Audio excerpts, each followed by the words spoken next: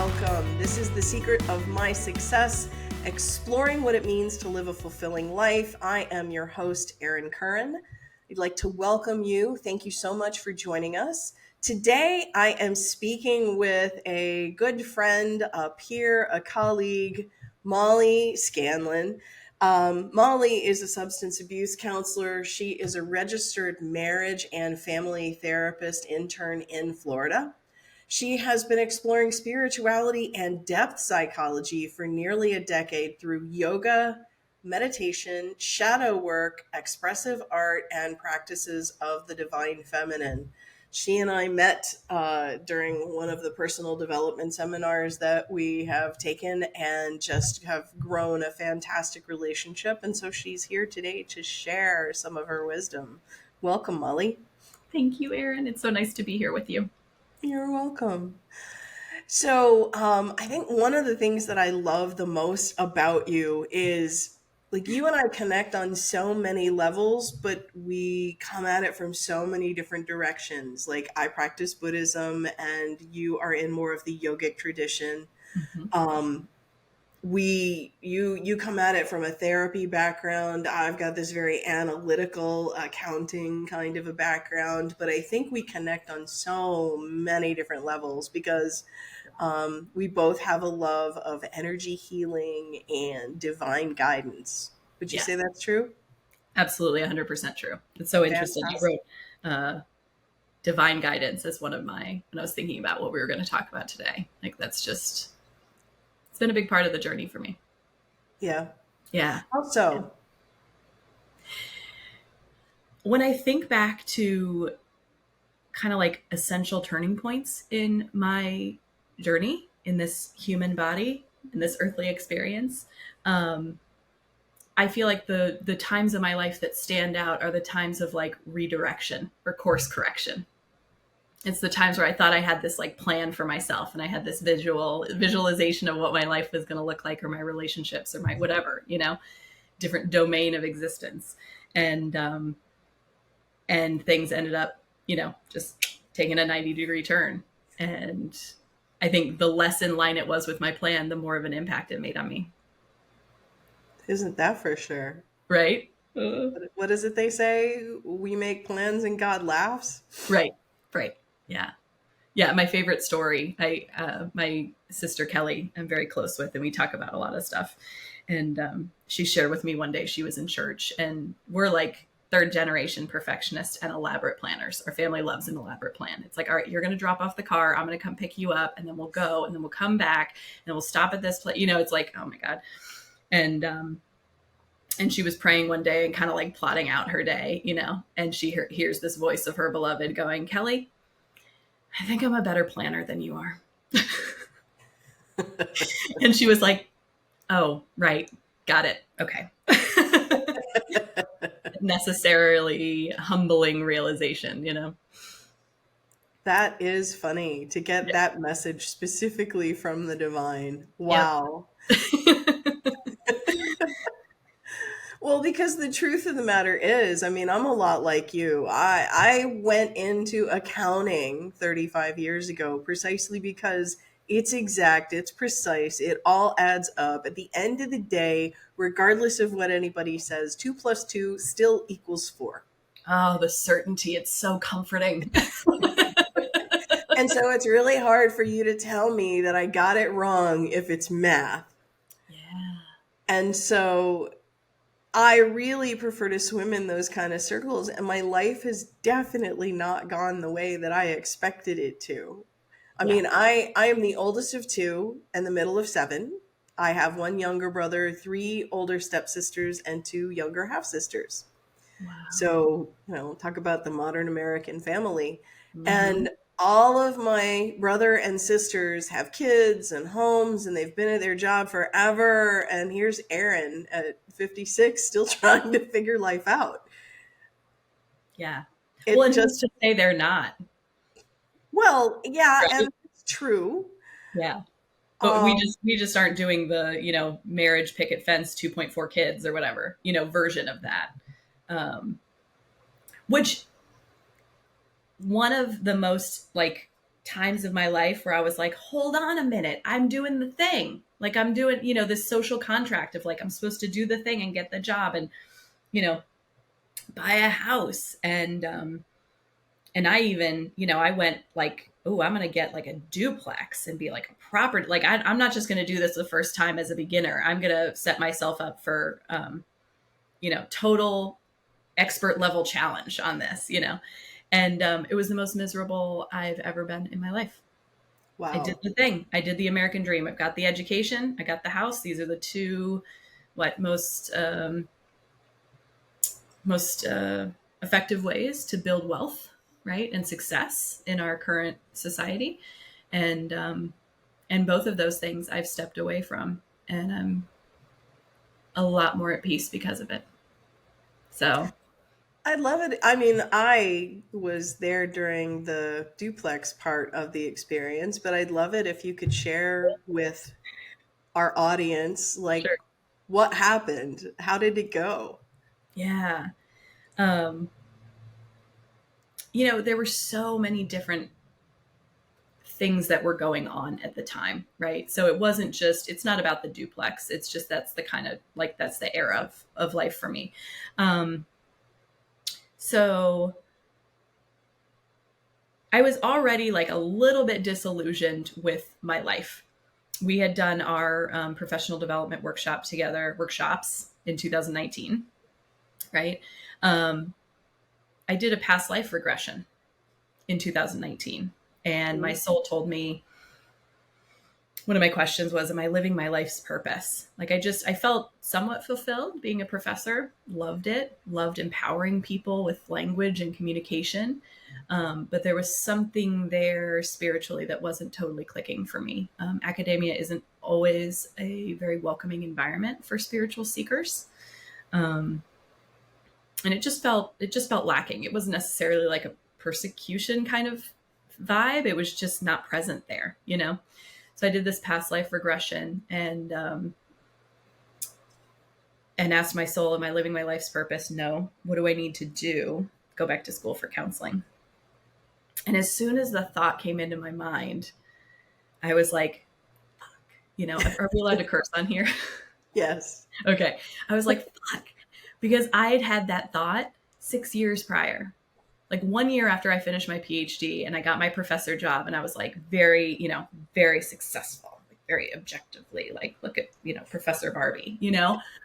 1 year after that, it's like the spring of 2014. And I'm like, God, I really want to be a therapist.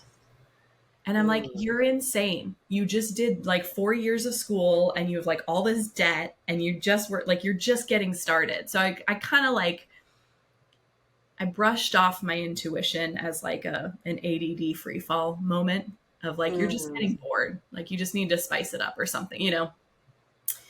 So when it came back around, 6 years later, I was like, yeah, like I knew it and I didn't know it, like, um, so a lot of the healing modalities that I've had, kind of reaffirm or remind me things that my intuition has already told me, but maybe that voice is a little bit quiet. Yes. So I was already disillusioned with things. I already knew that a shift was going to happen for me, at least career wise.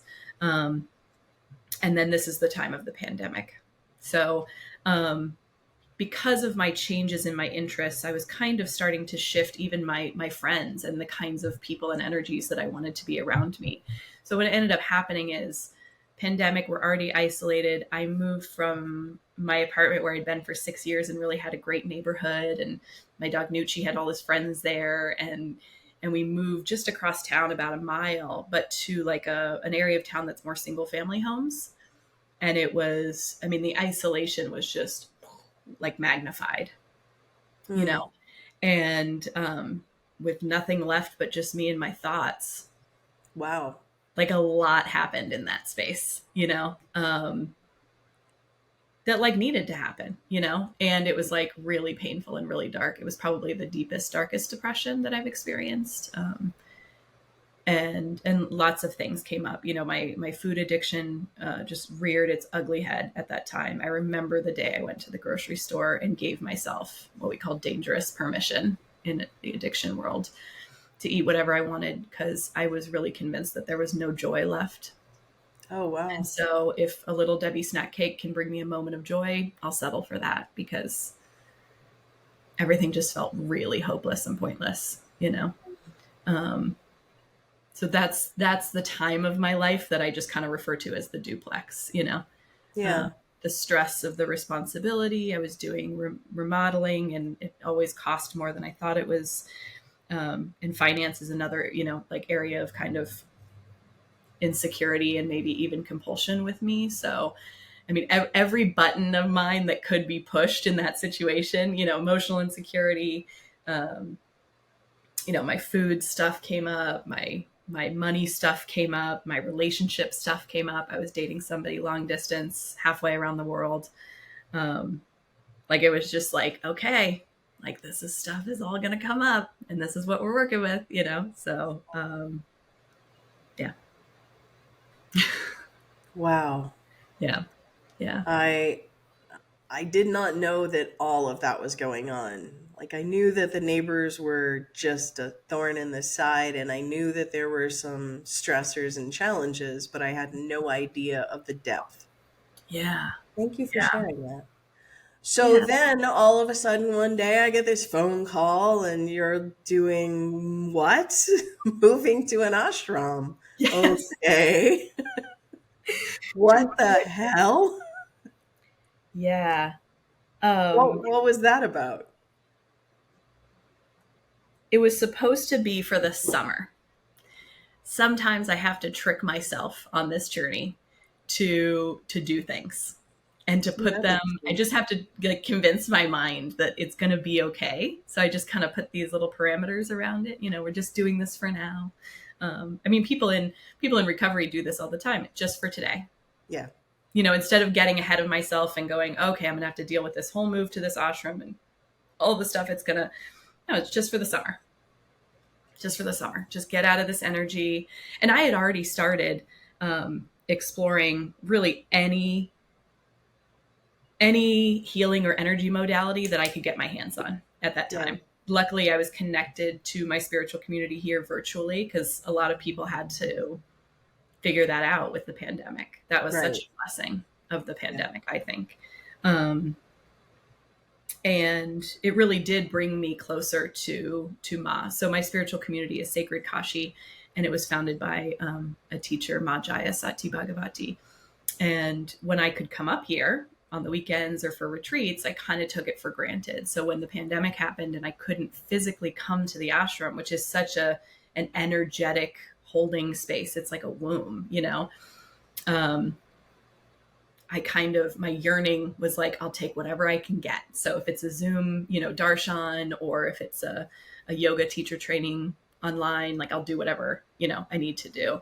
Um, and I'd always, as I drove to the ashram, like for these retreats, I would kind of go, okay, well, what if I lived in like Boca? If I lived in Boca, I would still have like a reasonable commute to my university, and I'd be like an hour away from, like I would keep like trying to get closer. Um, so yeah, I was talking to one of the swamis that I'm really close to, and the idea popped in my head. And anytime something pops in my head when I'm already in my heart space, probably a good idea that's not my thought. It probably came from somewhere else. Right. And so I was kind of able to convince myself, like, just try it, just do it for the summer. You can always go back and you know, I don't know about you. I would love to know your experience with this, but like when I am trying to be the doer, it's like walking in quicksand. Everything is such a struggle. Every step is like, you know? And I have this like idea during a conversation one day. Do you guys have a room available? Could I come and stay at the ashram for the summer? Just like a little getaway? And it's like Moses parting the goddamn Red Sea. I mean, he was like, yes, started talking to people. There's a room right away.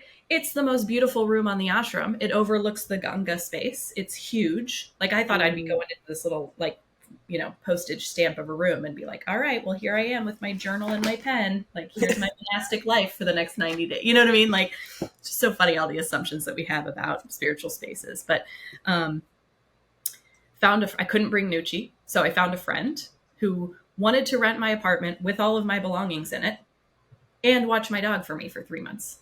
Nice.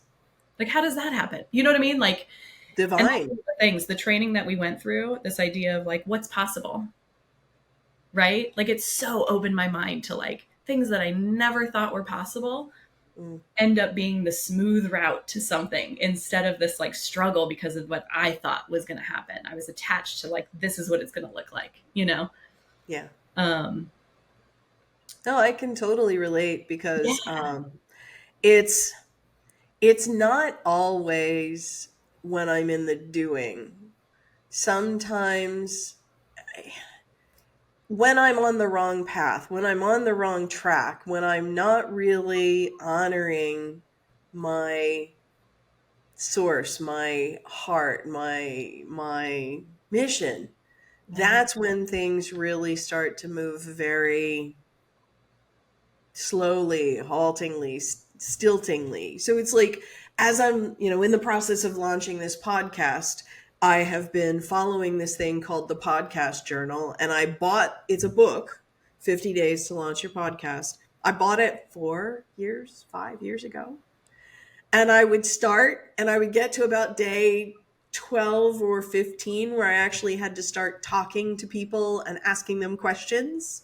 And I would just bail. I've got all the notes from all the previous times that I did it. And for some reason, last October, a friend invited me to be on her podcast, and I did. And we just sat and we talked. And it's like I had always been trying to figure out how to construct my podcast. And when I had this conversation with Danielle, who will be on the podcast at some point, it was free flowing, and we basically just had the same kind of a conversation we always have when we go to the coffee shop or the kava store, but we recorded it. And I went, this is it. And all of a sudden, I stumbled across the podcast journal and I started doing from one day to the next day and connecting with people I hadn't spoken to in 12 years in some cases. You and I hadn't connected in, I think, maybe two almost. Like, yeah, we text every now and then, happy holidays, but it's like you say, the seas parted and the path was clear. I did not get not one no for the what are your podcasting consumption habits. I haven't gotten a no for do you want to have a conversation with me. Everything has been yes, yes, yes. And on the few days here and there where I don't feel like doing the day, I give myself the grace to just skip. And if it's a couple of days in the row, then I stop and take a look and see, is it that what I love what you said with a dangerous permission? Is this me selling out on myself, or is this really, it's not time? It's not right. And I think that what you're pointing to is something that a lot of us find in personal development circles and in spirituality. It's there's a book or there's a process or there's a course or there's a something, and they're giving you a basic guideline, but you take it as law. yeah, And when you take it as law, then you go out of alignment. And when you go out of alignment, when I go out of alignment, I feel like I've broken something, I'm doing something wrong, it doesn't work for me. And then I end up in the weeds yeah. and back on the couch eating the Ben and Jerry's and like feeling absolutely miserable and not living my purpose. Man, absolutely. Like, I can't remember when it was. I think shortly, my love of reading has gone like this over the years because reading like spiritual books is fun for me. But like I'll read, they're like they're rich, right? Like a lot of books, I feel like they're not meant to like be read cover to cover. And so like I started giving myself not a dangerous permission, but like a gracious permission to like pick up a book, read a chapter, and go, I'm just going to like marinate on that for a while and like put Yeah. it back on the shelf. You know, like maybe that's exactly the guidance I was supposed to get today, and I'm not ready for the next chapter, right? Mm.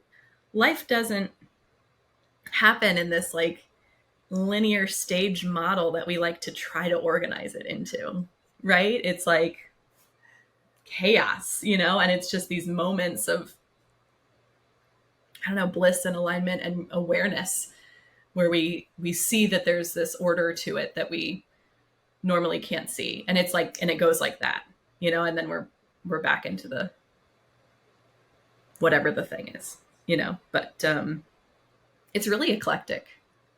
Like I love when people are able to tell this like neat narrative of their journey and their spiritual path, because I think sometimes that's easier for listeners and readers to digest and understand.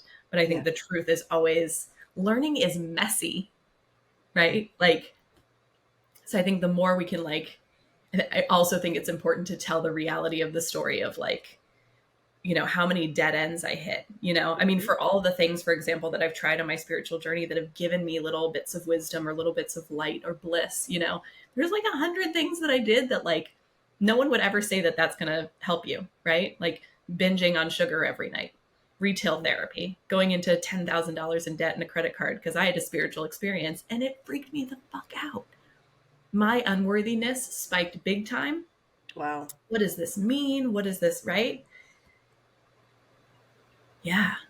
Like we like have to do the things to be like, oh yeah, that doesn't work, right? It's very like Einstein and the 1,000 ways not to make a light bulb, right? Like this is Yeah. why I love your book, right? Ah, Pay Hate Your your Way way. to Happiness. It's, well, yeah, and that book was really written. It was written while I was going through the process of divorce. It was written while my mother was in the process of passing from this world. It was my catharsis. It was basically just me journaling and taking whatever I was going through, sifting through it to find the gold, to find the thread, to find something. It really was powerful because not only did I just do the entire book by recording voice memos, when I transcribed all of them. You know, people will say get AI to do it, have a service do your transcription. Depending on your book, my book, it wouldn't be what it is if I hadn't done it myself. No, your voice is what makes that book. Like, I think you know where I'm going with this. There's not necessarily anything in there that you're saying that is like nobody said this before. Right. What makes it so amazing is you and your voice and how Yes. you owned like no mud, no lotus, Well, right? the day my boss, like I'm currently still employed as a controller, and the day the book came into the office, that was the day my boss discovered I had written a book. And her first question to me was, "Did you write about us?" And I stopped right then and went, "Fuck." um, yes. And I start at the beginning of the chapter complaining about whatever it is, and by the end of each of the chapters, I have turned it around to see how I created it. So, yes, you're in there, and no, it's not your fault. I love that. I love that. um, and that was really a beautiful thing because every single member of my family purchased the book, and there was only one member who actually contacted me about it. So I still to this day have no idea what any of them think, and maybe when they if they listen to this podcast they'll reach out and tell me. I don't know. But that wasn't the reason why I wrote the book. And Right. it was, you want to talk about scary, releasing a book where you talk about your deepest, darkest stuff. And Yeah. that's going to include family, and it's going to include the people you work with, and it's going to include your best friends. And they may or may not know these things that you think about them or about the circumstance or about yourself that really it's a new level of open. Yeah. Yeah. I I think go ahead. I just wanted to say I have so much respect and admiration for people who have the courage to be vulnerable and put something that they create out into the world. Yeah. Thank you. I actually was trying to write another This Is How You Do It book, and the book coach that I had to kick my ass through the process of transcribing saw how long it was going to take if I did it that way. And she said, no, you need to leave it journal style. And I, like, to this day, think that that was the most amazing guidance she could have given me. I don't think she gave it to me for the purpose of it being a real book, like being more true to me. I think it was more because she saw that I was going to be dragging my feet and killing time talking about quicksand. Right. Um, but it ended up being the best advice she could give. So, yeah. One of the things that you had mentioned a little while back was, using tools to remind us what we're up to remind us where we are. I think that it's a beautiful thing. Well, first, before I go there, I want to circle back to you had mentioned in your experience about the duplex Mhm. that all of these things hit all at once, from the pandemic and your neighbors and the finances and deciding to just eat yourself through all of this.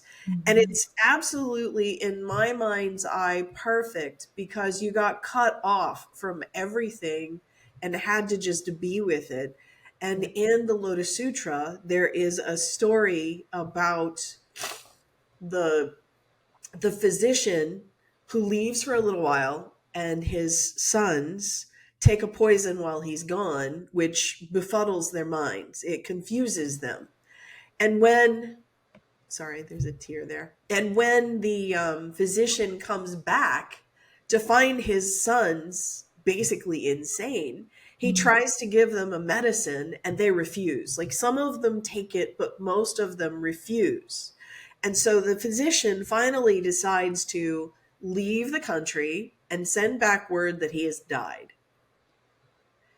And when his sons discover that their father has passed, they are now awakened and take the medicine and clear up the issues. But they would not have done this as long as the Savior was there. This is the reason why we have saviors in cycles. And when I say savior, I mean that's kind of a thing, but it's like these are people who come to show us the way. They are not people who are designed to take us Yeah. on the way. And it's a beautiful thing because basically your source said you're too busy trying to figure it out. Like, your sister got that memo. You think that you're better at planning than me? Okay, great. Hands off the steering wheel. Good luck, Go for Missy. it. Right. Right. And I do. I No, go ahead. complete. Go ahead. I was gonna say, I know you'll be back.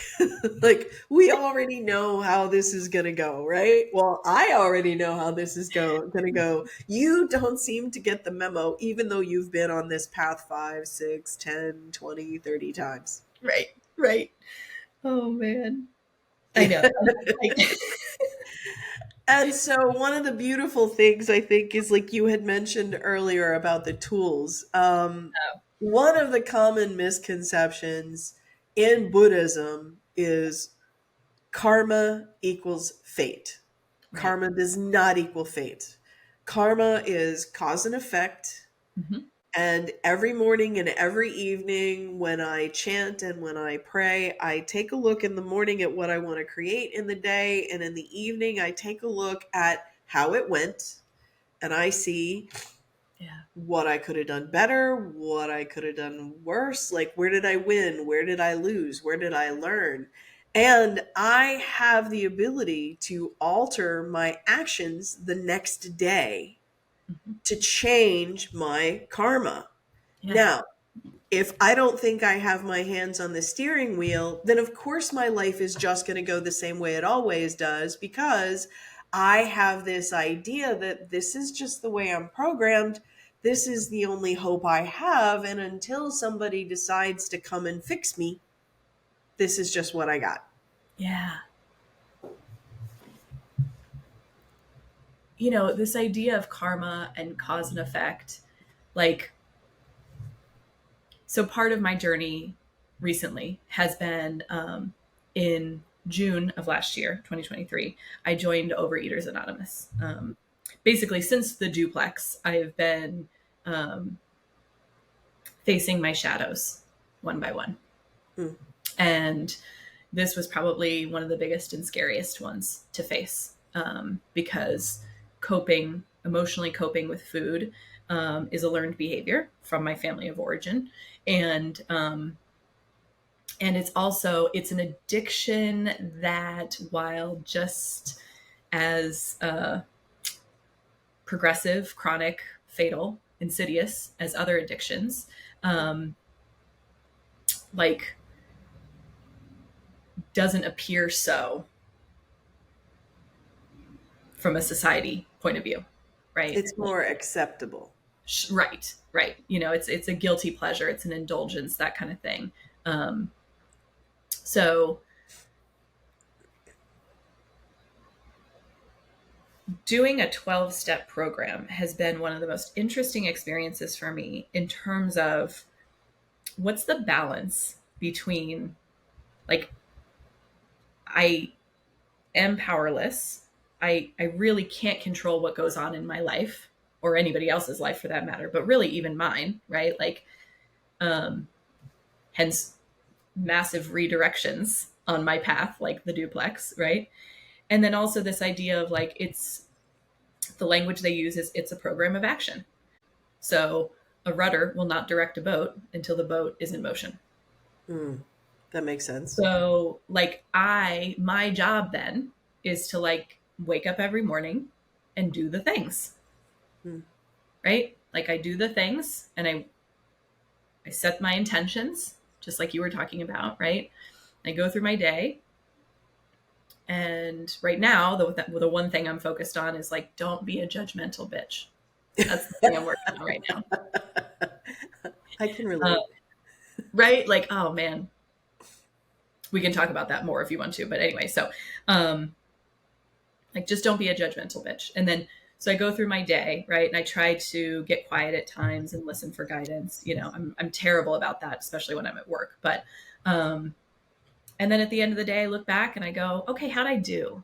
What are the things I'm grateful for? What are the times where my judgment did end up coming up? And what was that about? You know? And then Mm-hmm. I get up and I do it again tomorrow, right? But, like, if I'm not doing anything, I think it's really hard for my higher power, my beloved, my deities, my source, the greater energy of the universe, to, like, do anything with me or guide me in any way. You can't give feedback if there's not something to give feedback on. Yes, exactly. Exactly. And I think the other point that really is so apparent is it's like people think that their prayers have to be these pristine, pretty little things. Mm. And your prayer is, I just don't want to be a judgmental bitch. Yeah. And I don't know how many times, like, I have been practicing Buddhism for 23 years. I like delve and dabble in all of these spiritual circles, and I look at the yogis and I look at the ashrams and the beauty and the things, and I'm always like, I don't fit in any of those fucking places, because, like, I've got a trash mouth. I am just real, like, I like, Yeah. I really want to say Molly ever loving Scanlon, but you'll always be Molly motherfucking Scanlon to me. I'm sorry. Um, Yep. it's, but it's like Jesus didn't hang out with the pristine people. He hung out with the people hanging at the bottom. He hung out with the prostitutes and the dregs, the people who were not successful. And it wasn't like he chose to be a better person. It's like these are the people who needed help. This is what he needed to be. And so I am the way I am for reasons unknown to me. I can do an Akashic reading or have a past life regression, or I can read tarot, or I can see a seer or something like that so that I can have questions answered. Mm-hmm. But it's not going to be the answer. It's more like playing a game of Clue for the duration of your life and hoping you figure out the mystery. Oh man, yeah. I have a Once feeling. you pass, you're going to know the answer, but until then, it's all just guesses. No, it totally is. It totally is. And that's like, I think there's like really cool moments. At least I'll speak for myself. There's really cool moments when, like my teacher Ma Jaya, she talks about choiceless choice. So Hmm. it's like we get to this point where like you have this choice to make, but it's not even really a choice. You already know which which one is going to lead to a more blissful life, which one is going to bring you closer to your beloved, or closer to the version of yourself that you want to be, and which one isn't. Like it really is that simple. But our minds don't like simple. No. Like Well, they want simple, but they don't like simple. no, simple is like I feel like my mind especially is like there's no way it can be that easy.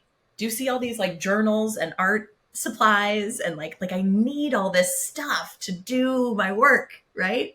Yep. That's why I like ego, it's like I need different kinds of pens so that when I journal, the color of my ink captures the feel. It's not really that hard, like it doesn't have to be that complicated. It's actually a lot easier than that. But my ego doesn't like that.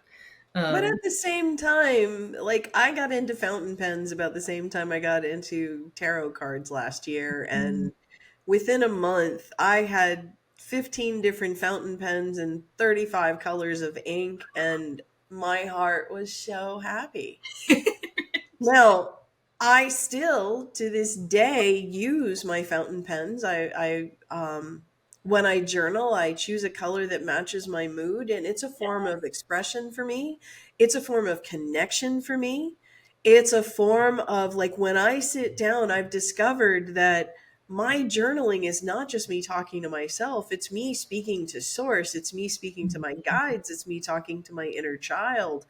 It's me getting in touch with whatever level of me wants to be addressed in that moment and trusting that I'm connecting to the right one and letting myself have little things like colored pens. Yeah, sure. I mean, sometimes it sounds a little crazy, but at the same time, if I stop being a judgmental bitch about this bad thing that I think I just did and really look at it and realize that somebody bigger and more knowledgeable than me was trying to tell me something. Now, if I'm, you know, being thrown out of my house because I can't pay the rent because I'm doing this, that's another level. Like you say, there's that balance. How do you know yeah. when this is guidance and when it's dangerous permission and when it's gracious permission, because that's the realm of the devil king. That is the realm of, because when you get that brilliant idea, it feels so right in the moment that it is undeniable, and then 3 days later the fog has come back and then you're starting to negotiate. Yep. Like, we're just gonna move to Boca. We're just, like we're gonna do a little trade off. Like, no, Right. like there's do the thing and there's not do the thing. And one of the things that Abraham Hicks always talks about is getting ready to be ready to be ready. It's Yes. not like I'm going to go to one of those 3-day weekends that you and I are so familiar with, whether it's gratitude or landmark, and they really do work on a level but I'm not going to go out into a 3-day weekend and come out being fixed permanently, like my bad habits are all gone. Right. It's basically just another tool to be able to see this is one of those places where you sell out on yourself. This is one of those places where you're lying to yourself. Yeah. They're all information. Like that's what I Yes. feel like it is. Like they all just give me different, they give me information from a different lens, from a different perspective, you know? And even like just now, what we're talking about. Like, yeah, I mean, and expressive arts is one of my modalities where I feel like I connect with source, right? And I have insights. So, and it's like one of the fun things about being a human. Like, you know what I mean? These material things. Like I am feeling myself in this necklace today.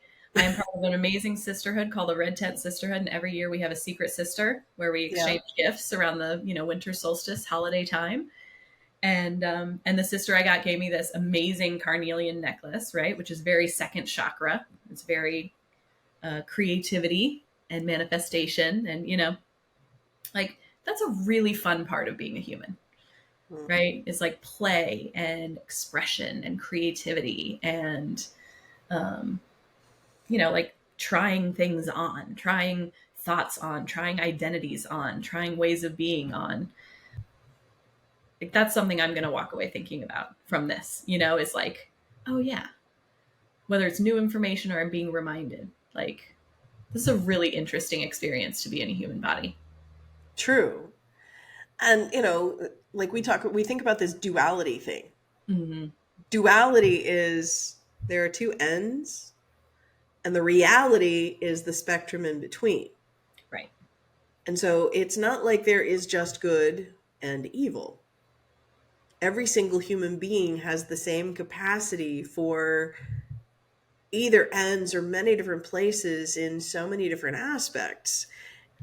The lie is, in my mind, thinking that I have the answer that I can impose on someone else when I'm confused and twisted and all, befuddled.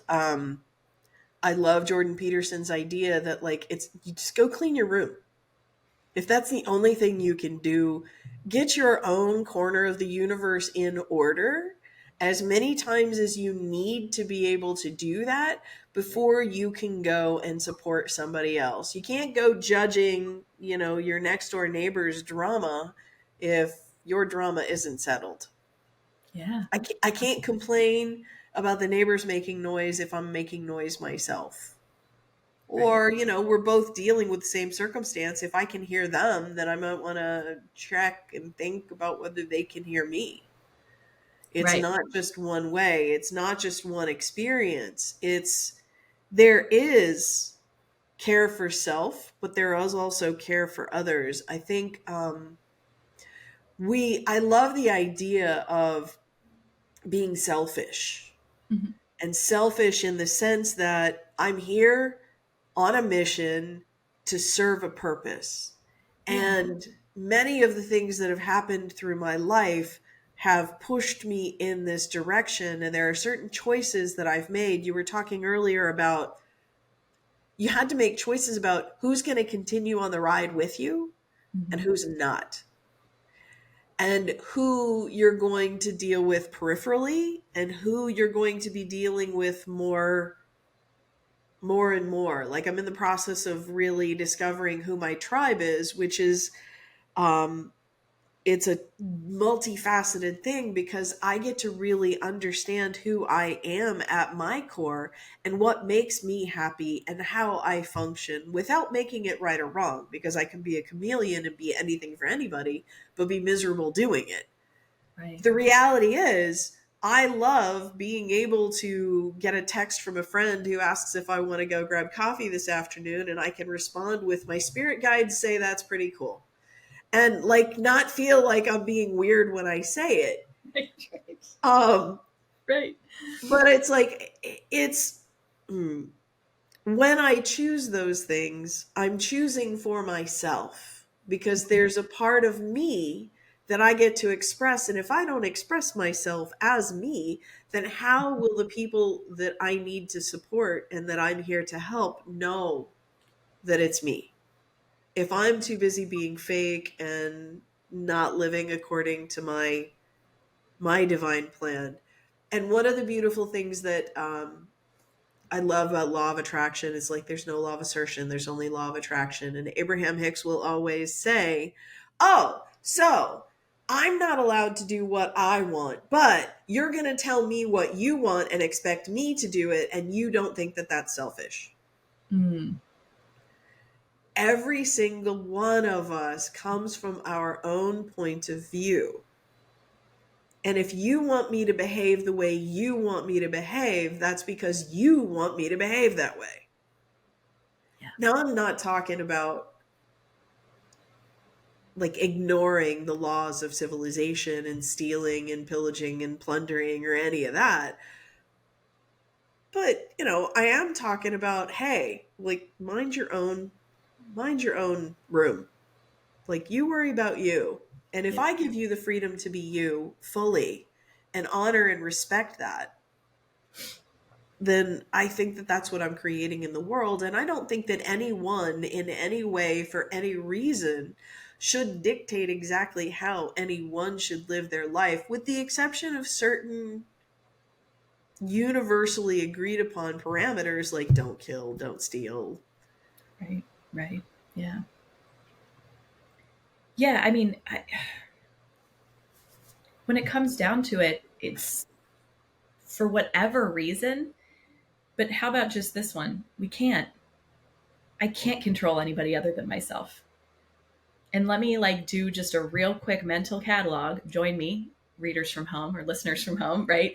How many times in my life trying to control people in my life got me where I wanted to be?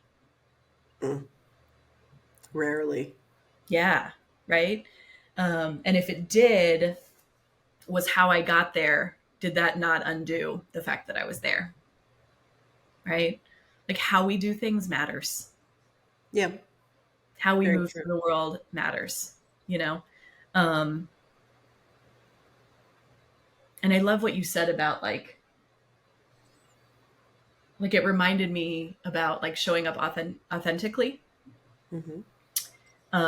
Parts 1 and 2 of gratitude training for me, one of the biggest takeaways for me was, I really thought, I really believed that if I put my mask on, right, that I was the only one that was hurting. Oh. Like that's my choice. I can pretend to be whoever you want me to be, right? I was just journaling about this yesterday. The funniest, the smartest, the nicest, right? Like those are the things I need to be because I have no inherent value as a woman in a fat body. Like that's what I was journaling about. I saw this thing on Facebook and it was, as I'm like scrolling and I saw this and it like, oh my God, it just hit me right in the heart. And I just started crying. Wow. I've never heard somebody articulate it that way. Like, oh my gosh, this pressure I used to put on myself to be like the nicest, the funniest, the smartest, because just my presence in the world was not enough, was never enough. In fact, it made Mm, people uncomfortable. So I had to compensate for that and make people feel really comfortable by being nice to them or generous to them or being this, whatever. Anyway. wow. So I really thought that when I put on my mask that I was the only one that hurt. Like I'm the one faking it. I'm the one that has to go home and be exhausted because I've been performing all day for these people. Hmm. Um, but that's not true at all. Like if I don't show up authentically and vulnerably, not only will nobody else show up authentically and vulnerably, but people will actually be discouraged from so. Right. Right? Like, because, like, I think everybody has this experience of like where you show up in a space and then you get this message almost right away that the way of being that you showed up in that space with is not going to be what's going to fly here. Right? And that could be for whatever reason, right? Like, um, this is how I do my spirituality, and I'm in a group of people that approach it a totally different way. Or for people of color, you're feeling yourself and you're going into a space and you're realizing, oh yeah, once again, I'm the only one here. Whatever it is that kind of sends this message that like, however you are is not okay to be. Like, there's no way that only affects me when I fake it to try to like match that energy, you know? Mm-hmm. Um, so It's when I really, get overwhelmed by what's going on in the world or what, whatever, I really do have a lot of solace in what you just shared. Like the only thing I can do is my own work. And I yes, have to trust that it is to the benefit of all beings true. because it's all I can True. do. It's literally all I can do. So I just have to trust that there's like the same beauty that created this whole world, like has given me a means of contributing to this world. And I'm pretty sure that's the only way that I can do it. Yeah. One of a friend of mine many, many years ago, I think she knew I was more connected than I had a clue of at the time. She Yeah. said to me, Erin, like it doesn't work to turn to the darkness and pay attention to that. The Mm-hmm. only thing you can do is turn toward the light and keep walking because that's the only way you can help people. Observing the darkness, complaining about the darkness, trying to cut off people who are sowing the darkness, you're actually contributing to the darkness by trying to control and manipulate other people that you think are bad when you are on the good side.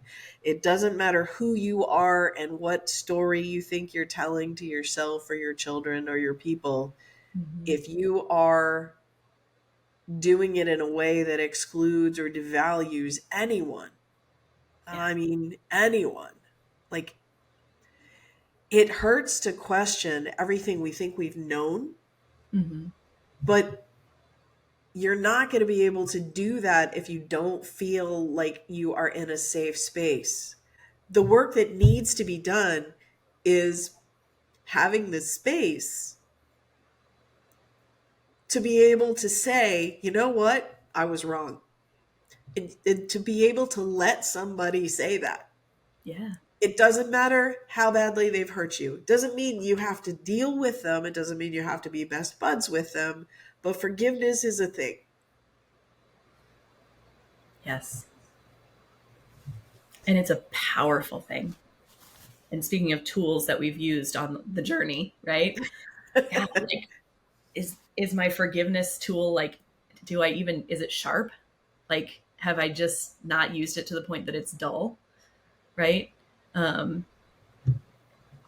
in the 12 steps, forgiveness and making amends is a really big part of the process. Yeah, Because how do we keep walking as long as we're lugging all this baggage behind us? You know, true. and it's like so uncomfortable because I have to apologize to people who did really shitty things to me because I also did shitty things. Yes. And like if we all sit there and go, well, I'm not going to say I'm sorry. They did something shitty. I know I did something shitty, but so did they, right? Like, cool. An eye for an eye leaves the whole world blind. Exactly. The only thing I can do is my own work. Absolutely. Yeah.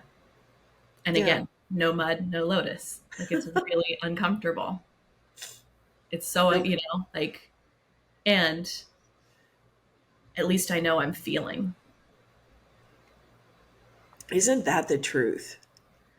I've just discovered in the last couple of years that the reason why I've been stuck in one of the greatest contributions to me being stuck in the same bullshit cycle is me being unwilling to feel.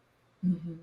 Like the reason why the book is called Hate Your Way to Happiness is because every time I started to hate or get angry or get upset or get bothered, I thought, well, if I'm having bad feelings, then that means I must be doing this wrong. So I've just got to go back to my room, lock myself away, and sit until I don't feel bad anymore. And I never got to go through my process because I was never willing to let myself feel what I felt. Yes. Yeah. It's It's so really cliche. Oh, freeing. feeling is healing. Feeling a feeling. It's really freeing. And, It's, we were it's joking healing. before we came on that I'm going to be the crying podcaster. Right. But the truth of the matter is, it's like, how do we create a space where it's okay to experience emotion, have a conversation, where like we've got a lot of really heavy stuff to deal with right now as a global society. And if we can't let somebody say something that we don't agree with and really hear them out, how are we ever going to get through? Yes. Right. And how many safe spaces do we really occupy where we feel like we can be authentic or open our hearts a little bit or cry? Yeah. You know? Well, then who's going to be the brave one to do it, even though they know they're going to get their, oops, sorry. Who's going to be the brave one to start that trend? You know, there's the tall poppy syndrome that they talk about in Australia, where if you grow too tall, your head gets cut off. Mm, Yeah. So yeah. it's about, you know, one of the reasons why I'm creating this podcast is so people can connect with those of us who are practicing what it means to just be real and say and disagree or agree or whatever, but to have the dialogue, to create the space so that people know that it's okay and even necessary to be real in order to move through. Yes. Yes. The the inherent value in just showing up as you are. Right? Yeah. Yeah. Amazing. Yeah. Well, I know we had talked about playing a little bit with tarot. I think we're going to have another conversation where we actually get to do that, unless you'd like to pull a card to close. I think that would be a fun way to close. Molly, if you'd like, go ahead and pull us a tarot card and we'll close with whatever guidance Am comes I up. pulling a card from my deck? Well, would you like me to pull one from mine? Yes, I would. Okay. So I think I am going to go with the Spacious Tarot. Beautiful. Yep. It is quite a beautiful deck. So this is one of my more recent acquisitions. Acquisitions. How did Yes. I know you were going to say that? Right? I Well, love that. because so the Two of Swords. Oh, man. Choiceless choice. Speaking of choiceless choice. Right. In fact, oh, no. So my card for this month for 2024 is actually the Two of Pentacles. Yeah. But yeah, swords are intellect, right? So this is actually more of a mind-based decision making when I think of Two of Swords, right? Mm-hmm. Um, not that any decision making should be divorced from the heart, that's for sure. But yeah, something that keeps coming up for me is like, so addiction is a disease of forgetting, right? Like, I remember as a therapist, I never quite understood 12-step programs where they're like, hi, my name is Molly. I'm a compulsive overeater. I'm like, why would you remind yourself every day of your shadow Right. and your addiction, right? Because my addiction wants me to forget. Every day, my addiction is like, I mean, you can probably eat food like a normal person, right? You've been doing this for a few months. Like, let's get that. Let's look at that. Let's drink that. Let's eat that, right? It's insane. I mean, it's literally insanity. That's what.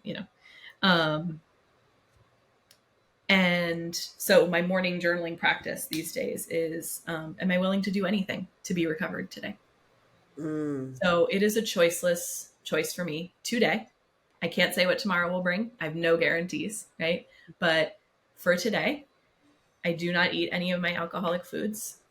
I don't drink anything that has sugar in it, right? Or might simulate something that has sugar in it. Mm. I don't eat anything off of my plan of eating, which is one of my tools, right? And that's, to me, that's Ma's teachings of choiceless choice. Like, either something brings me closer to my source and my highest good, or it takes me further away from those things. That is the choiceless choice. Yeah. Yeah. In Nichiren Buddhism, Nichiren says, a mind at cross purposes can achieve nothing remarkable. Yes. It's like when you are stuck in indecision and when you are stuck avoiding the choice because it's difficult or it doesn't feel good or you don't wanna.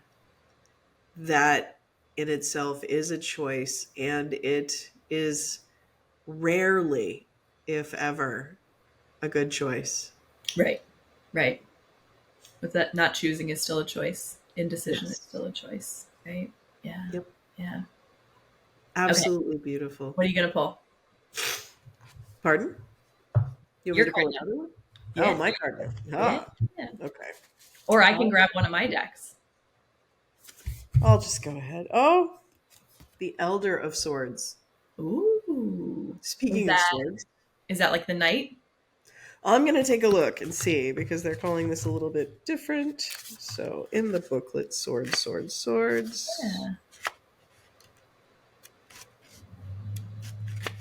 The elder is the king. Yeah. Analysis and principles. Mm-hmm. Aha. When you let the power of your mind guide you above all else, you activate your inner elder of swords. As the most experienced of the courts, the elder asks you to draw upon all the insight that you've accumulated. Face the facts head on, make clear, rational decisions, hold yourself and those around you to a higher standard. Yeah. So I think that this really speaks to there's this idea of excellence. And sometimes it's really challenging to be excellent, especially when we're in the mud, because as you say, no mud, no lotus. But we think of excellence as this pristine, clean thing. Excellence is only as lived. You don't become the kind of person that they write books about when you live a pristine life. Like, for some reason, Mandela comes to mind. He was Yeah. in prison for 27 years. Something like that. Yeah. Um, and it's like he had a messy life. He by his own admission was locked up for, breaking the law. He understands that it was not unjust, but he was also railing against an unjust system. When you think about Gandhi was peaceful resistance. Martin Luther King, peaceful resistance. Like, you don't get to the best parts of your life by not ever challenging yourself. And again, I'm reminded of the example you gave. Beautiful. The rudder on a boat serves no purpose if the boat is not in motion. Yeah. So I can sit on my couch and wait for Amazon to deliver my best life, but somehow I don't think that's going to happen. So it's okay to have standards, and it's for me it's about really allowing myself to have boundaries and expecting and encouraging and seeing the excellence in others. Um, Yeah. and also recognizing when someone is striving for excellence and falling short that they also deserve commendation. Yeah. I love that you pulled that card because you are absolutely my Knight of Swords. Do you Wow. remember what you said to me the first time we got paired up together for the trading? Say it. I'm a bullshit artist. Right? Like, here's this girl. I just met her, right? We're paired up and we're supposed to like work together to like do something, right? And I say something, make some excuse for myself, right? Because I'm a classic 80 percenter, or I was, right?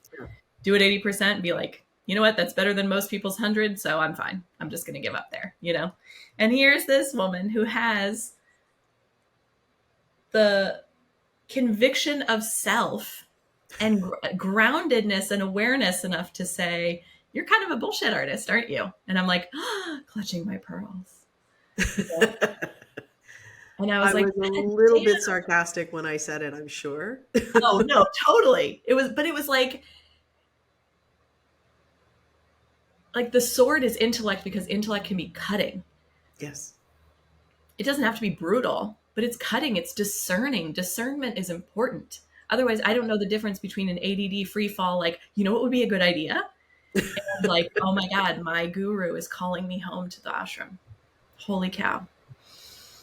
right? Like we Yes. need that discernment. So I think that's very you. You are my elder of swords. Thank you. Well, I thank you for joining me for this amazing conversation with everything both of us went through to get into this space and to get onto this podcast. We're both dealing with head colds and nasally stuff and whatever. Thank you for being one of my first. And, thank you for your friendship and for sharing yourself so generously with us today. Thank you. Thank you for Well, being exactly who you are. You make the world a better place just by being in it. received. All right, fantastic. So, thank you for continuing to play with us all the way until the very end. This is Erin Curran. We are The Secret of My Success, exploring what it means to live a fulfilling life. Let us know. What's your takeaway? Leave some comments for us in the section below. We look forward to seeing you on the next one.